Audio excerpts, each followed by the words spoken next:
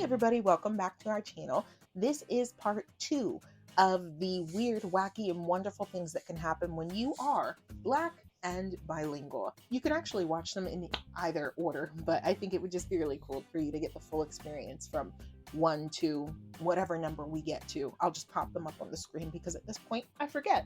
So without further ado, let's get into it.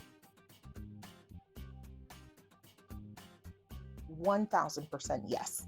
I remember when I first moved to Georgia, I went to interview at a location for a bilingual office manager, and it was in a clinic where the majority of the population was Spanish speaking. And I showed up for the interview, and everybody was confused. I remember the practice manager sitting down and going, "You speak Spanish?" And I said, "Yeah, I do." And he goes, "Why? Why do I speak Spanish?" And he goes, yeah, what's that about? I studied it. It was my major in college. This is my resume. I'm sure that you've seen it. Yeah, I saw your resume. Somebody else chimed in at that point and he was like, "Well, what we mean is, do you really speak Spanish? Because yeah, we know that you studied it, but studying it and being fluent in it are two separate things." I got a call back actually for an offer, but when I left there, I knew I wasn't going to go and work there. When it comes to the medical field and being an interpreter, you do have to take assessments so that they can make sure that you are competent in your role as an interpreter, but that's based on your skills. It's not based on someone looking at you and going, "But do you really do this thing though?" This is really personal for me because I'm really hard on myself. I'm a perfectionist. I'm a type A personality. And I like to do everything well. When people would say, "Oh, your Spanish is so good," I was like, "Are you just saying that because I'm trying, or that my Spanish is really good?" Maybe they wouldn't understand what I said the first time around. A part of me would go, "I'm not doing this right. I'm not doing this well." And even to this day, I still have some level of apprehension when I go into a new environment where I know I'm going to have to speak Spanish with people that I've never met before. I always go through this. What if I don't understand what they're saying? What if they don't understand what I'm saying? What if I forget a word and I don't know how to say something that I need to say in order for them to not think that I don't know how to speak Spanish? Like, what do I do? I know that I'm capable. I know that I speak Spanish well. I know that I've got the credentials. But when the rubber hits the road, there's a part of me that starts to second guess. I still struggle with that a lot. Chisme is the Spanish word for gossip. And I will say I've not butted in on gossip before. Maybe once, maybe 3 times. The first time it was just because it was very sweet, and I just felt embarrassed because the lady that was talking about me was saying such sweet things, and it just feels awkward when someone's talking about you and you know what they're saying. Now the other 2 times, that was when I had to put people in their places because they said something about me thinking that I wouldn't understand what they were saying. And so in those moments, I don't bite my tongue.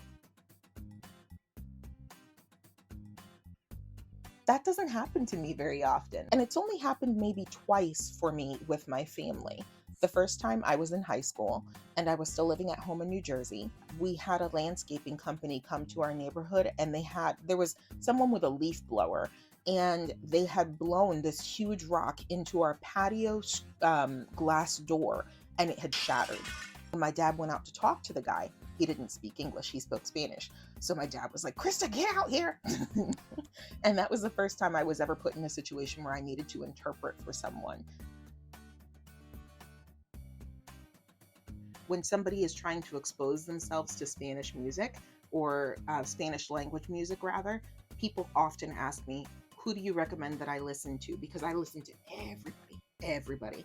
So yes, absolutely, this does happen. Yeah. A lot of the pickup lines in Spanish that people use to flirt with each other, they remind me of dad jokes. I think dad jokes are hilarious. I find them highly entertaining, as long as they're not being disrespectful. One of the things that I found really beautiful about Spanish when I first started learning was you can be anything and be a Spanish speaking Latino. You can be Asian and be Latino. You can be Black and be Latino. You can be anything and be Latino and speak Spanish. as your native language. And I just found that so fascinating. When I chose to study abroad in the Dominican Republic, part of that was because I wanted to learn more about the Black Spanish speaking experience. And I wanted to go to a place where I wouldn't stick out like a sore thumb and where people would give me a fair shake and treat me like one of them. The experience that I had in meeting people that were Latino and accepted the fact that they were Afro Latino. They treat you with respect. There's certain struggles that you can both relate to when it comes to racism or just being Black and not meeting maybe like mainstream beauty standards, not getting the same kind of mainstream respect that other people that are not of color get. You realize, Black isn't just my experience. There are other experiences as well that are just as valid and just as interesting, if not more valuable. My respect for people who are Afro Latino and proud to be Afro Latino is really, really, really up there. It's really hard to find someone who looks like me that does this job. So I think I've only seen two people that are Black that interpret. And the first time it was just in passing, and I found out, wow, there's somebody else that does this and she looks like me. It was really cool to not feel alone, because most of the time that I am interpreting, I'm with people who are native speakers or people who are white. Not that I have ever felt uncomfortable at work because I'm the only Black person there, but you just feel like it would be nice to see someone who looked like you. You know what I mean? Recently, I went to an event where these interpreter trainees were learning how to interpret, and I shared my story of being a non-Latin American Spanish speaking interpreter and the point to which I've gotten now. And this one person in the room, after I spoke, she came up to me afterwards and she said, "I'm just like you. I don't speak Spanish as a native speaker either. Does imposter syndrome ever go away?" We exchanged numbers afterwards, and she has texted me several times where she has felt really nervous about interpreting, or she has been the only one that looks like her in the Spanish speaking environment that she's in. It feels so beautiful to be part of this exchange and to be part of this journey for her, to be somebody that she can reach out to whenever she's doubting herself, or whenever she feels like throwing in the towel, whenever she feels like something's happened and she's upset about it, to know that she has someone that she can speak to. I didn't have that. And being able to offer that to somebody else is just, it's such an amazing feeling. So y'all, those are all of the wonderful, wacky, weird things that can happen when you are Black and bilingual, according to Jalissa's experience and also according to mine. If you were able to take something away from this video as well, I'd love to hear from you down in the comments and see if there's anything that you think I might have missed in this series. But hopefully you found it enlightening. Hopefully you found it entertaining. And I'm looking forward to seeing you all in the next video. Thank you so much for watching. Remember, as we always see here, that with God, nothing is impossible. And I'll see you in the next one.